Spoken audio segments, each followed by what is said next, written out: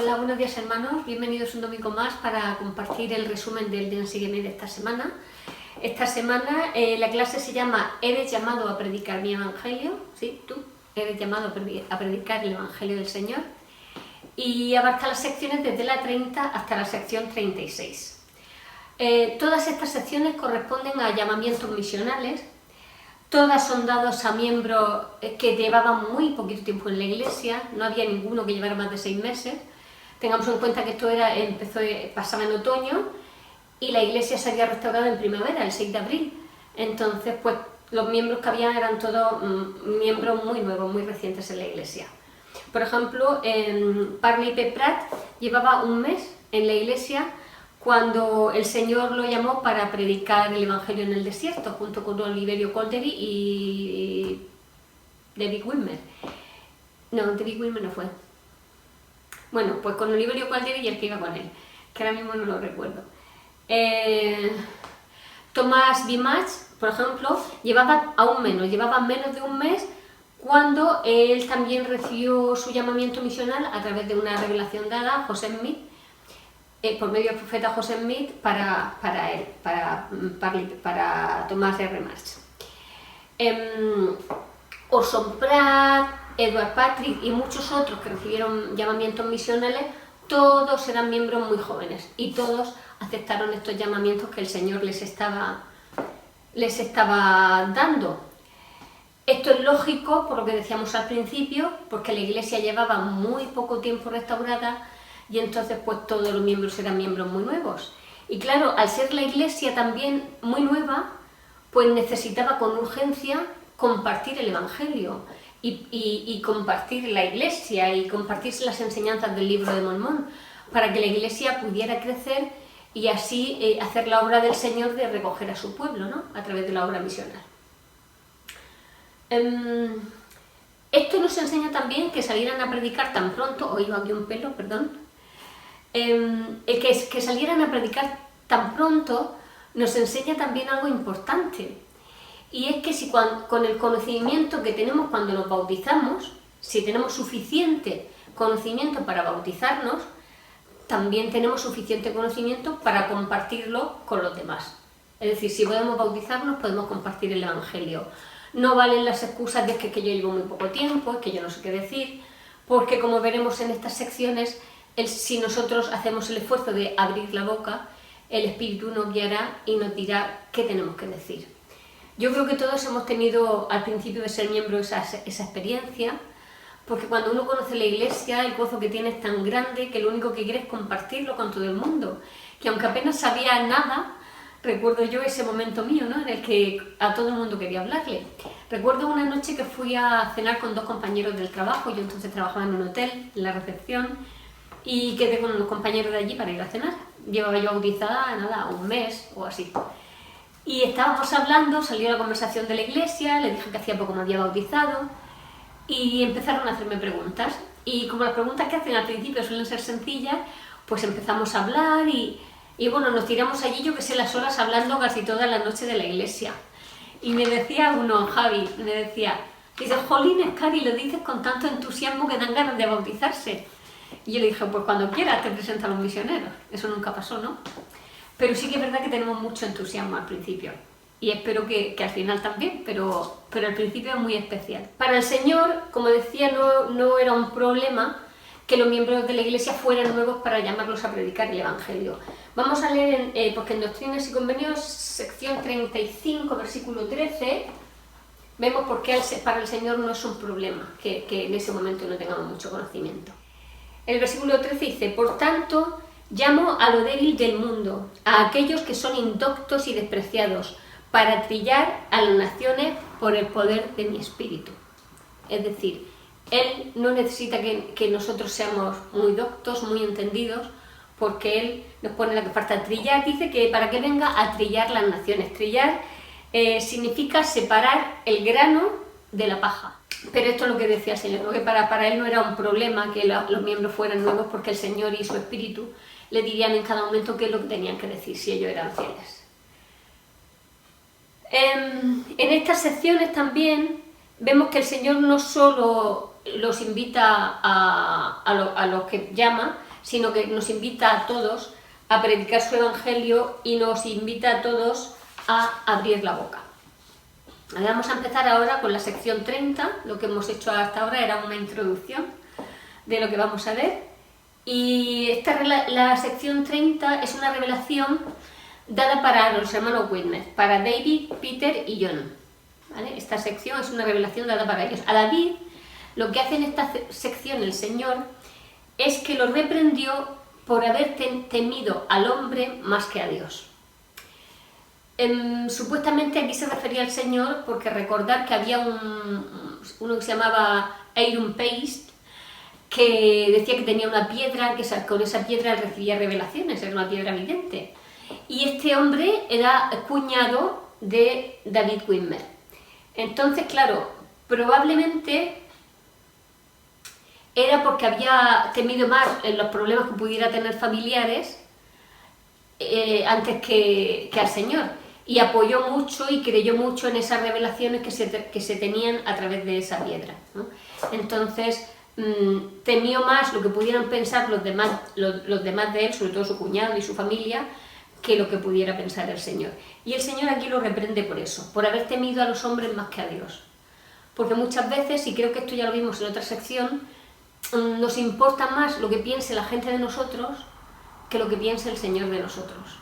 Y eso es un concepto erróneo, porque lo que importa a las personas, al Señor no es tal vez lo que le importa al Señor.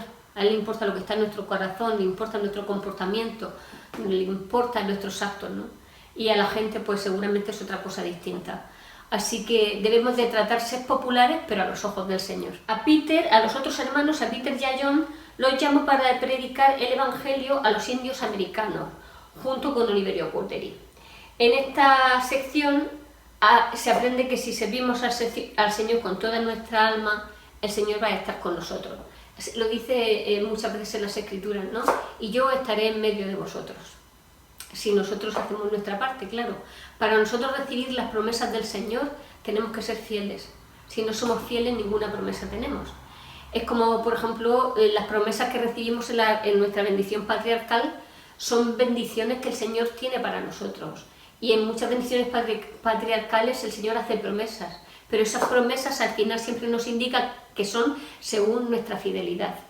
Pues bien, las promesas que hace el Señor en estas secciones a los misioneros también son promesas que se cumplirán según la fidelidad de ellos al Evangelio y a las cosas que el Señor les mande. En la sección 31, el Señor llama a servir a Thomas B. Marsh a predicar.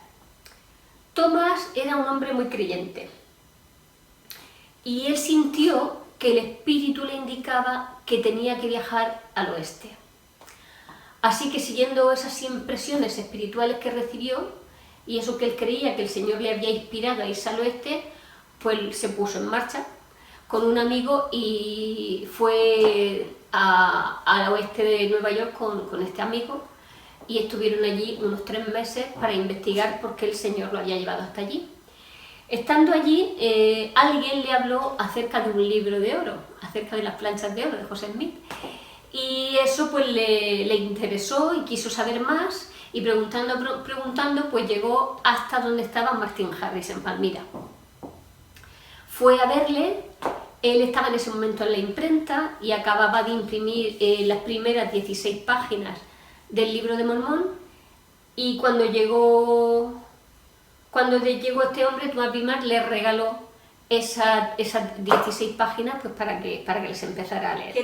Quedó muy complacido con lo que leyó en esas 116 páginas, quedó muy complacido, y al llegar a casa lo compartió con su esposa, la cual también creyó que ese libro era de Dios, ¿no? Porque también sintió la impresión del Espíritu de que ese libro era verdad y con todo lo que contenía. Mantuvo durante el tiempo restante, porque él ya volvió a su casa después de 3 meses, él mantuvo contacto con José Smith a través de correspondencia, con lo cual él se iba enterando pues también de los avances que había en la obra, ¿no? Así que le llegó una carta en la que le decía que el día 6 de abril de 1830 la Iglesia de Jesucristo se había restaurado sobre la tierra, y que fue organizada. Cuando Thomas Dimas leyó eso, pues quiso unirse con los santos y entonces hizo todos los preparativos y junto con su familia se fueron a vivir a casa del profeta para estar allí junto con los santos, con los miembros de la iglesia. A mí me parece que los esfuerzos que hizo este hombre por encontrar la verdad son impresionantes, fueron impresionantes, porque él dejó a su familia 3 meses y se fue porque había tenido una impresión del Señor. Si él no hubiera seguido esa impresión de viajar hacia el oeste, pues seguramente nunca hubiera conocido la iglesia. Y yo me pregunto, cuando leí esto me preguntaba si nosotros seguimos siempre las impresiones del Espíritu, porque es necesario que las sigamos, porque nunca, dijo el profeta Hinckley, que nunca debemos dejar pasar una inspiración, nunca, porque no sabemos eso hasta dónde puede llevarnos y a cuántas personas puede bendecir. Así que para mí este hombre fue un ejemplo por todo lo que él hizo para conocer la verdad. En la sección 31 vamos a leer de los versículos del 1 al 3 y vamos a ver cómo aquí el Señor le habla a Thomas Dimas. Vamos a leer de los versículos del 1 al 3, dice así, dice: bendito eres por motivo de tu fe en mi obra. He aquí, te han sobrevenido muchas aflicciones a causa de tu familia. Sin embargo, te bendeciré a ti y a tu familia, sí, a tus pequeñitos. Y viene el día en que creerán y conocerán la verdad, y serán uno contigo en mi iglesia. Alza tu corazón y regocíjate, porque la hora de tu misión ha llegado, y será desatada tu lengua, y declararás buenas nuevas de gran gozo a esta generación.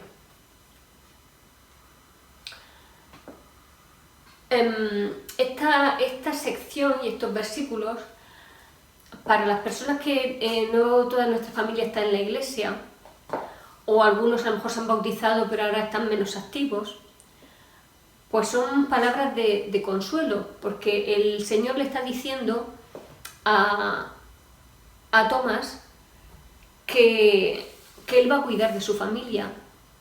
Él le conocía, sabía que tenía 3 hijos pequeños, lo conocía perfectamente. Y esas mismas bendiciones que acabamos de leer, que el Señor da para él, son también válidas para todos nosotros.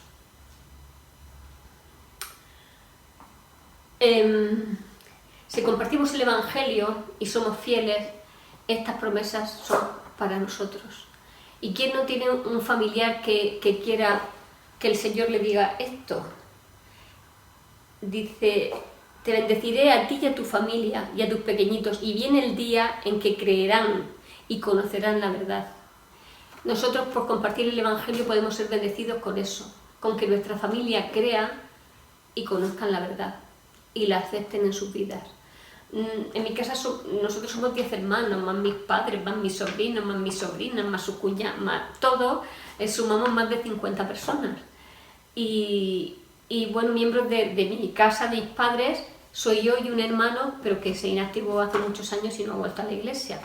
Y luego en la familia que yo misma formé, pues todos conocéis a las personas que la forman y que ahora mismo tampoco están en la iglesia. Entonces, pues para mí, esta bendición de te bendeciré a ti y a tu familia, y viene el día en que conocerán la verdad y serán uno contigo. Es una promesa para el Señor si nosotros somos fieles y compartimos el Evangelio. Para todos los que sus familias no estén en la iglesia, que es lo que le pasaba a este hombre, ¿no?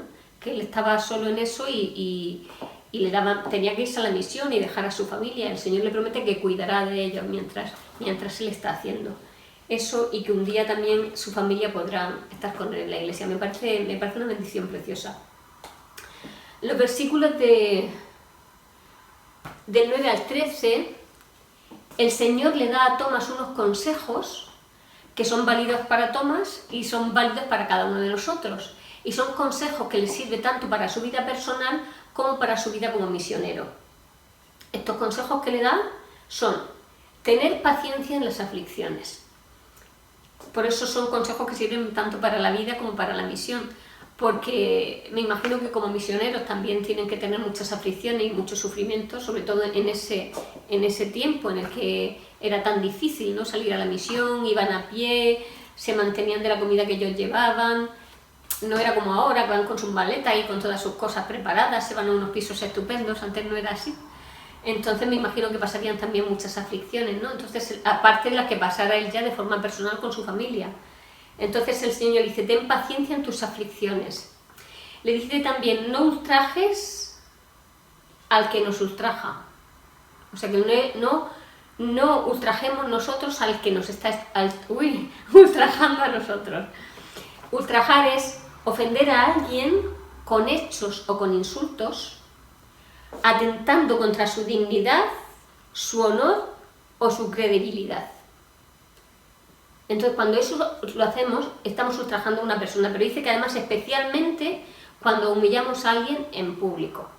¿Vale? Lo voy a repetir. Ultrajar es ofender a alguien con hechos o insultos, atendiendo contra su dignidad, su honor o su credibilidad. Que lo hacemos con mucha facilidad, sobre todo por las redes sociales. Entonces, debemos amarnos y respetarnos los unos a los otros, ¿vale? Sin ultrajarnos y sin humillarnos los unos a los otros. Y tampoco a otras personas. Muchas veces, cuando yo recuerdo al principio de estar yo bautizada, que la gente por la calle insultaba a los misioneros, les tiraban piedras y les pasaba de todo. Y los pobres ahí que no podían reaccionar con esa misma violencia, ¿no? Y es lo que quiere el Señor y es lo que es correcto. Y por eso, como sabía que iban a pasar esas cosas, que podían ser perseguidos, que podían ser insultados, pues el Señor le dice que no ultraje a quien le ultraje a él. Luego le dice también que sea constante. Este consejo también nos sirve a nosotros, como todos los consejos. Ser constantes. No podemos estar como una montaña rusa, ahora estoy arriba, ahora estoy abajo, allá estoy alegre, ahora estoy triste. Debemos de tratar de ser constantes y de tener siempre una buena actitud. Y sobre todo una buena actitud espiritual, ser constantes en leer las Escrituras, ser constantes en nuestras oraciones con el Señor, ser constantes en nuestro servicio, en nuestro amor, en nuestra administración. Tenemos que ser constantes. Y le dice también que siga siempre la voluntad del Señor y que ore siempre. Esos son los consejos que le da. Y en el versículo 13 de estos consejos que le está dando, en la sección 31, dice, sé fiel hasta el fin, y he aquí, estoy contigo. Estas palabras no son de hombre ni de hombres, sino mías, sí, de Jesucristo tu Redentor, por la voluntad del Padre. Es decir, aquí le está diciendo, además de que sea fiel hasta el fin, y que estas palabras no son de hombre, o sea, no te las está diciendo, estos consejos no te los está dando cualquiera, te los estoy dando yo, que soy Jesucristo, pero además te los doy por la voluntad de mi Padre, o sea, que son buenos consejos, ¿no? Y le dice, pues eso, que sea fiel hasta el fin y que es por voluntad del Padre que debe de hacer estas cosas. Bien. Durante varios años, Thomas Dimas siguió estos consejos que le había dado el Señor, los siguió fielmente durante mucho tiempo. Fue misionero en varias ocasiones, fue también miembro del Quórum de los 12 Apóstoles y por su antigüedad fue también llamado como presidente de ese quórum. En 1837 las relaciones entre los apóstoles empezaron a ser tensas, empezaron a haber desacuerdos, empezaron a pensar de distinta manera. Y sobre todo empezaron a alejarse muchos del Señor, y por eso pasaba esto en el Fórum de los 12 Apóstoles.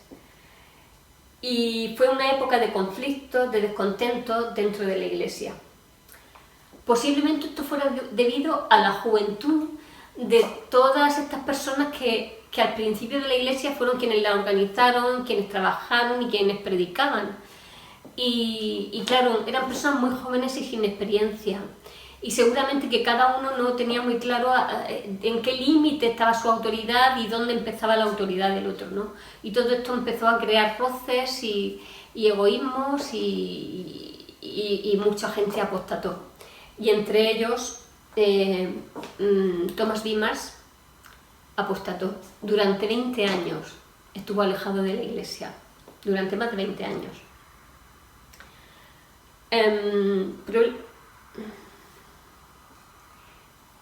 Bueno, en ese tiempo en el que habían estos problemas con la Iglesia, además a él se le murió su segundo hijo a la edad de 14 años, y su esposa también tuvo algún problema con la esposa de algún otro líder.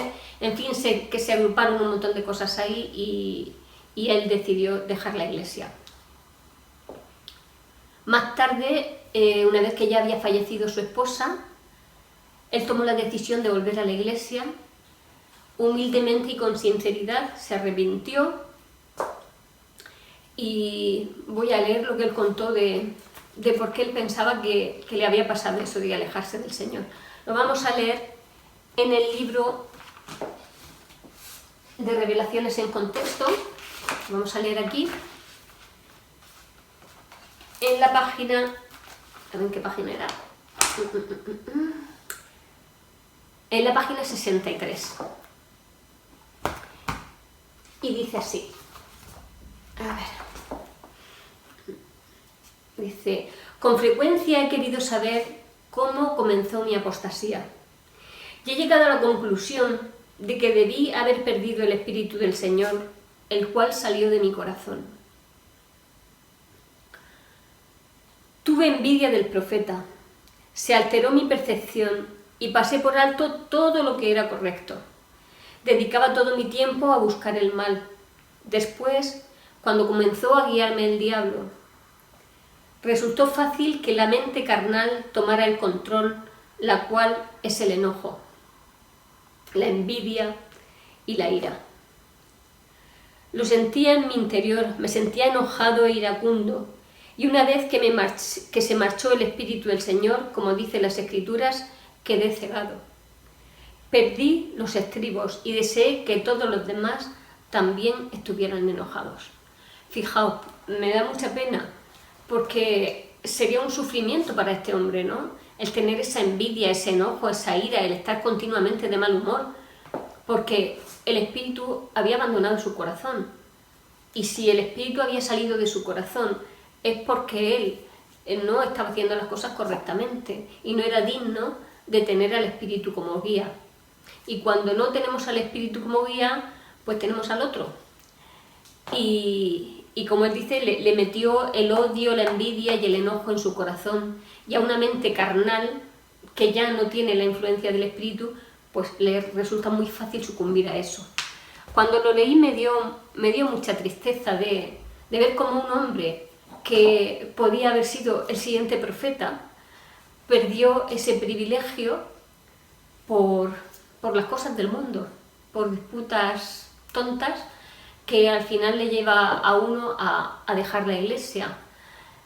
El Señor pudo avanzar su obra sin él, de hecho aquí estamos, pero él perdió mucho. Aunque se arrepintió, fue a hablar con Brigham Young y fue sometido al voto de la Iglesia de que lo se aceptaba otra vez como miembro, y con humildad volvió y obtuvo otra vez todos sus derechos como miembro de la Iglesia, pero estuvo 20 años sufriendo fuera de ella. Vamos a empezar ahora con la sección 32.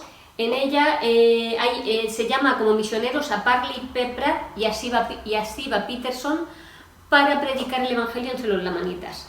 Parley P. Pratt y su esposa habían viajado en 1830 hasta Nueva York para visitar a unos familiares. Yendo en ese viaje, ellos sintió la inspiración, Parley P. Pratt, de que debía parar en un poblado que se llamaba Edward. Y allí, en ese pueblo, fue donde él tuvo contacto y conoció el Libro de Mormón. Él contó lo siguiente sobre su contacto primero con el Libro de Mormón. Dice así, leía durante todo el día, y para mí era un enorme sacrificio dejar de leer para comer o para dormir. No tenía deseo de comer, ni tenía deseo de dormir, para poder seguir leyendo el Libro de Mormón. Mientras leía, el Espíritu Santo descansó sobre mí y supe y entendí que el libro era verdadero.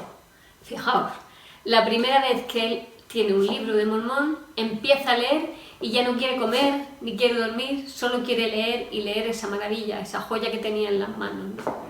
Y el Espíritu le indicó que ese libro era verdadero. una experiencia muy hermosa y un testimonio muy bonito el de Parley P. Pratt en este sentido. El grupo de misioneros entonces en total que había salido para predicar a los lamanitas era Oliverio Cowdery, Peter Whitmer, que antes he dicho de ellos, me he equivocado, Ziba Peterson y Parley P. Pratt, todos ellos con menos de 6 meses como miembros de la iglesia. Este grupo viajó casi 2.400 kilómetros para ir desde Nueva York y bajar hasta el oeste a Missouri. Un trayecto que hicieron la mayor parte del tiempo a pie, sufriendo las inclemencias climáticas, lluvia, mucho frío, nieve hasta 1 metro de altura, mucho viento, poca comida, se alimentaban de pan congelado y cerdo crudo y padecieron muchísimo en ese camino tan grande que hicieron para predicar el Evangelio y cumplir con lo que el Señor les había mandado que tenían que hacer. Cuando llegaron al lugar donde tenían que predicar, en la frontera con donde vivían los indios americanos, pues consiguieron presentar el Evangelio a los lamanitas, donde ellos habían recibido su llamamiento misional. Pero no fue una misión muy exitosa la que tuvieron allí con los indios americanos.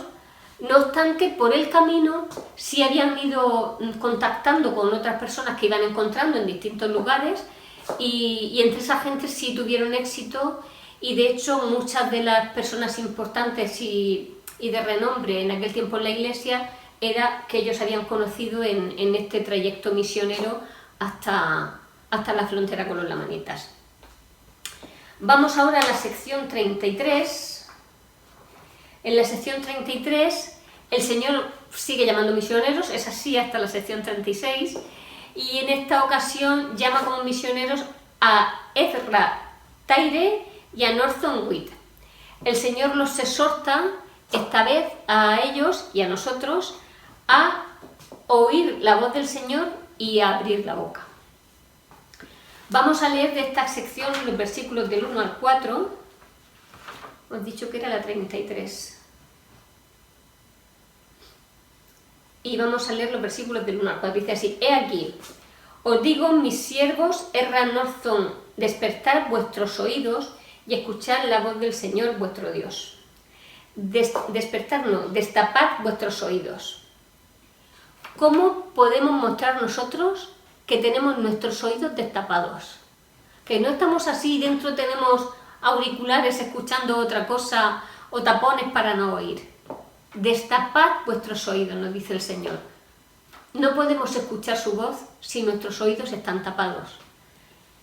Y nuestros oídos van a permanecer tapados si nosotros no tenemos el Espíritu con nosotros.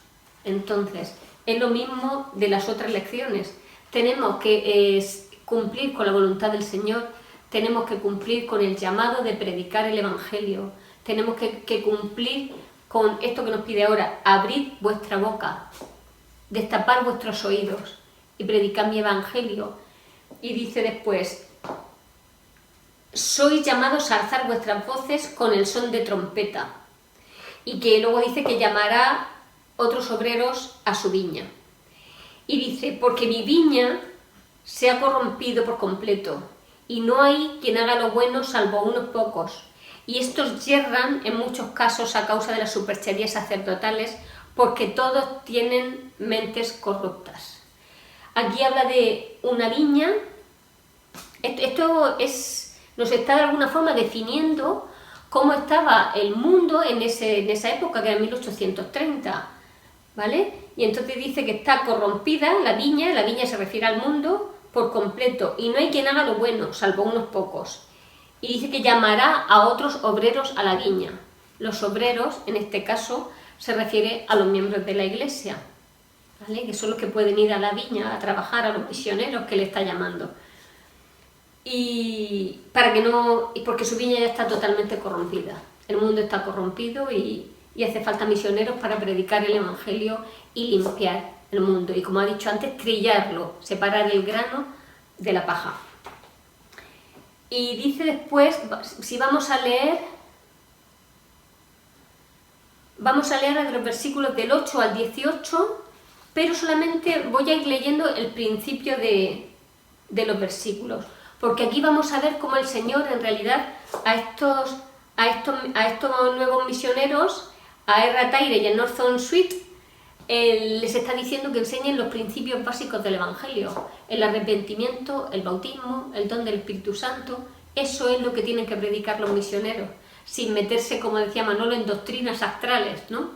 Entonces, después de haber leído esto, empezamos a leer las primeras frases de los versículos. Por ejemplo, en el 8 dice: abrid vuestra boca y será llena. ¿Será llena de qué? La boca será llena de las palabras que tenemos que decir, porque el Señor, el Espíritu Santo, nos dirá qué decir en cada momento. Dice en el 9: abrid vuestra boca sin cesar. No vale con que un día estemos muy animados y abramos mucho la boca y compartamos mucho y luego ya nos olvidemos. Tenemos que abrir sin cesar, porque en la vida hay situaciones cotidianas que se nos presentan cada día, en las que nosotros podemos compartir experiencias que hemos tenido, experiencias con el Evangelio, y experiencias con Jesucristo, y experiencias con el Espíritu Santo, que en muchas conversaciones cotidianas las podemos compartir. Por eso dice: abrid vuestra boca sin cesar. Dice: sí, abrid vuestra boca y será llena, y decid: arrepentíos. ¿Ves? Que prediquen el arrepentimiento. Sí, arrepentíos y bautícense. He aquí, de cierto os digo, este es mi Evangelio. Sobre esta roca edificaré mi iglesia, sobre el Evangelio. ¿Y el Evangelio qué es? La fe, el arrepentimiento, el bautismo, el Espíritu Santo, los principios y las ordenanzas básicas del Evangelio, y el comportamiento cristiano, que es el servicio, el amor al prójimo. Todas esas cosas son lo que forman la roca, y nosotros podemos predicarlo si abrimos la boca y destapamos nuestros oídos. Por lo tanto, le dice a ellos y a nosotros: sed fieles orando siempre, llevando arregladas y encendidas vuestras lámparas, y una provisión de aceite, a fin de que estéis listos a la venida del esposo. Porque aquí, de cierto os digo, que yo vengo pronto, dice el Señor. Y tenemos que estar preparados. Por eso dice: con nuestras lámparas listas y una porción de reserva de aceite. O sea que también tenemos que tener reservas espirituales, o lo mismo, fortalecer nuestro testimonio, porque el testimonio hay que fortalecerlo, si no es como si no tuviéramos aceite en la lámpara. La conversión de R. Tyre es un ejemplo de cómo la palabra de Dios, como dice al principio, es viva y poderosa. Entonces los versículos empezaban diciendo: escucha mi voz y destapa tus oídos. Pues la conversión de R. Tyre tiene mucho que ver con eso. Dice: él fue a escuchar predicar a los misioneros, y en ese caso iba a predicar Hyrum Smith. Y contó: cuando comenzó a hablar Hyrum, sentí cada palabra hasta lo más profundo del alma. Pensé que cada palabra iba dirigida a mí. No podía contener las lágrimas que corrían por las mejillas. Dice: yo era orgulloso y testarudo, y había allí muchos que me conocían. Y entonces él no quería que lo vieran llorar. Así que estaba allí con la cabeza abajo y no se atrevía a levantarla, para que ese hombre, que con tanto orgullo y tan testarudo, para que ahora no pareciera hablando, ¿no?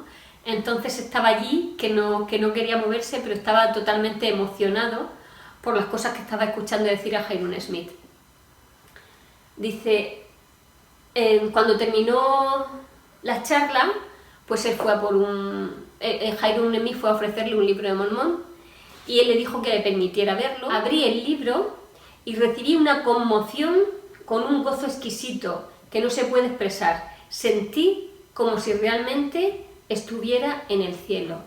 O sea, solamente con coger el libro de Mormón, solamente lo cogió y lo miró, y ya quedó conmocionado, porque el Espíritu le testificó que ese libro era verdadero. Por haber escuchado a un misionero, que los misioneros lo que predican es la palabra de Dios. Por eso dice: destapad vuestros oídos y oíd mi voz, la voz de los misioneros. Ellos tienen la voz del Señor, la palabra del Señor, es lo que ellos predican y enseñan. Y cuando la gente va dispuesta a escuchar y con un corazón humilde, pues se tienen experiencias de este tipo, ¿no? Que sabes ya en tu corazón para siempre que lo que están predicando es verdad y que esta es la Iglesia de Jesucristo. Y cada uno de nosotros somos un misionero o una misionera, aunque no estemos apartados por ello para hacer ese trabajo, pero es inherente a la condición de miembro de la Iglesia. Entonces, si nosotros hablamos del Evangelio con el Espíritu, pues también pueden ocurrir milagros en las personas con las que nosotros lo compartamos.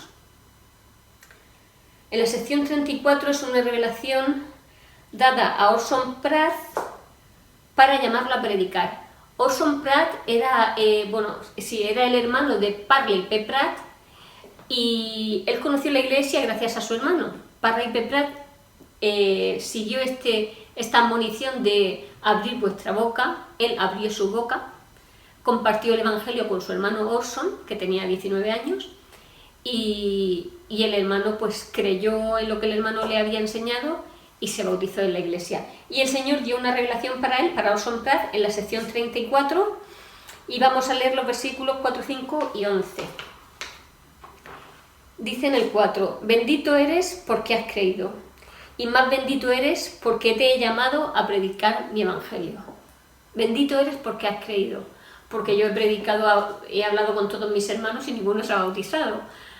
No han creído. Entonces bendito eres porque has creído. Y bendito eres, y más bendito eres porque te he llamado a predicar mi Evangelio. Y luego en el versículo 11 dice: y si eres fiel, he aquí, yo estoy contigo hasta que venga, hasta que llegue la segunda venida. Yo estoy contigo si eres fiel. Volvemos a ver aquí otra vez que el Señor está con nosotros. Si nosotros somos fieles, claro.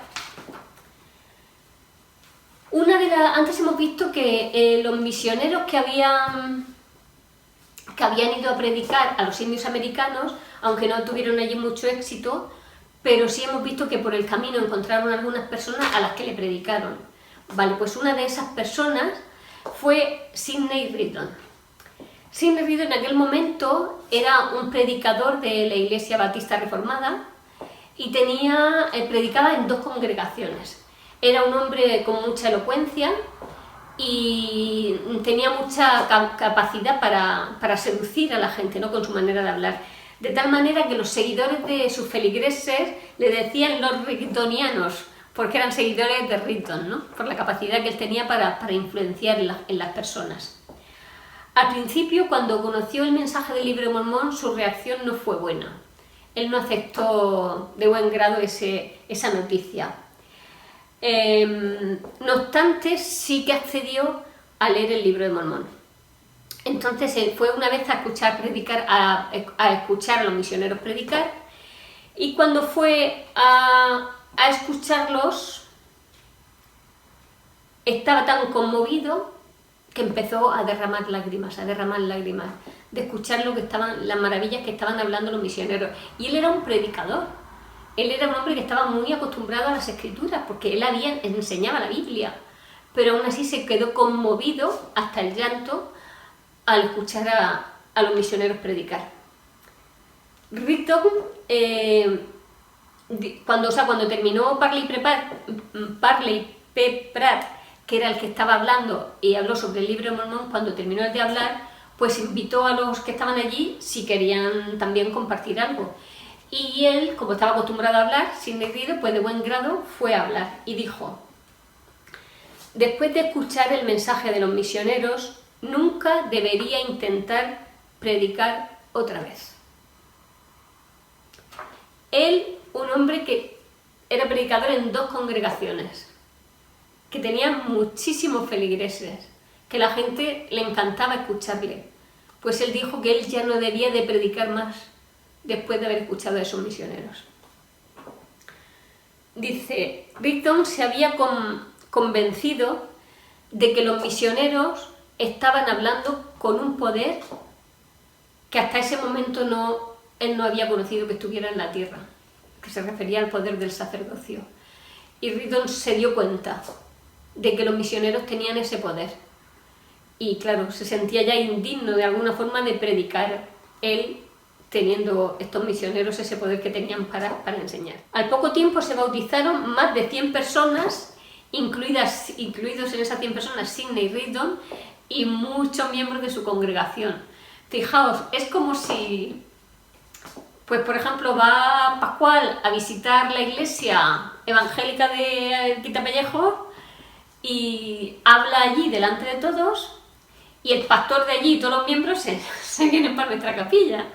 Pues algo así pasó, porque casi se duplicó el número de miembros de la iglesia al bautizarte todas estas personas, ¿no? Todas esas personas que la mayoría habían sido feligreses de Sidney Rigdon. Con muy poco tiempo en la iglesia, Sidney Rigdon recibió una revelación para él, que es la que se encuentra en la sección 35. Vamos a leer de la sección 35 los versículos del 3 al 6. Y dice así: en estos versículos vemos cómo el Señor conocía bien a Sidney Rigdon, y igual que lo conoce a él, nos conoce también a nosotros. Dice así: he puesto mis ojos en ti y en tus obras, le dice el Señor a Sidney.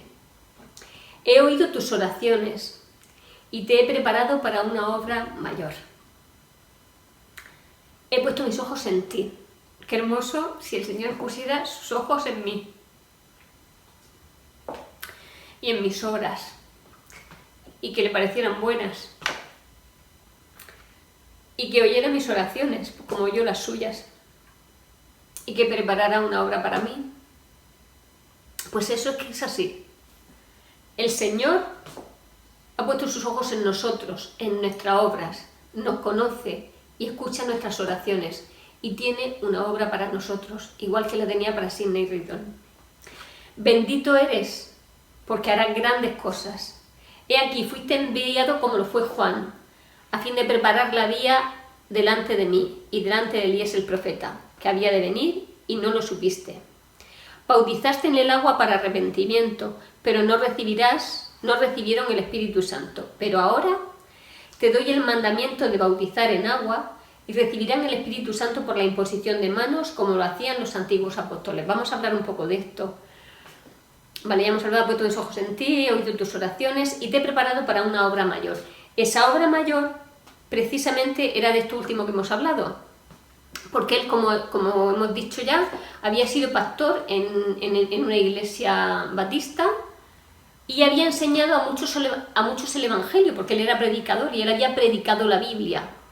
Y había bautizado a gente, pero no lo hizo con la debida autoridad. Entonces, esa obra mayor que iba a hacer es poder bautizar y conferir el Espíritu Santo, pero ya con la autoridad del Señor, con la autoridad del sacerdocio. Y dice, fuiste enviado como lo fue Juan. Juan fue predicando antes de que Jesucristo viniera, para ayudar a cuando Jesucristo viniera, que tuviera el camino preparado. De alguna forma, él, Sidney, también al enseñar la Biblia a sus feligreses, pues de alguna forma también los estaba preparando espiritualmente para que cuando conocieran la verdad supieran reconocerla. Entonces el Señor le dice que también, sin él saberlo, había hecho como Juan el Bautista de preparar el camino para otros, ¿no? Enseñándoles con la Biblia. Entonces vemos aquí que el Señor conocía a Sidney Rigdon y que el Señor nos conoce a nosotros. Pero ahora viene una pregunta. ¿Conocemos nosotros al Señor? ¿Qué hacemos para conocer al Señor? Debemos de dedicar tiempo para estar a solas con el Señor. Tiempo para conocerle mejor. Porque Él ya nos conoce, pero nosotros necesitamos conocerlo con la misma profundidad que Él nos conoce a nosotros. Y para eso necesitamos estar tiempo a solas con Él, dedicarle tiempo. ¿Y de qué manera podemos dedicarle el tiempo al Señor? Pues lo podemos hacer con nuestra medicación de siempre. Si leemos las Escrituras, le estamos dedicando tiempo al Señor. Si oramos, le estamos dedicando tiempo al Señor. Si meditamos, le estamos dedicando tiempo al Señor. Si ayunamos, estamos a solas con el Señor y también le estamos dedicando tiempo. Cuando prestamos servicio, cuando ministramos, estamos dedicando tiempo al Señor para conocerle. Porque a medida que nosotros trabajamos en su obra, a medida que compartimos el Evangelio y que ayudamos a los demás, el Espíritu está más con nosotros y de esa forma conocemos mejor al Señor también.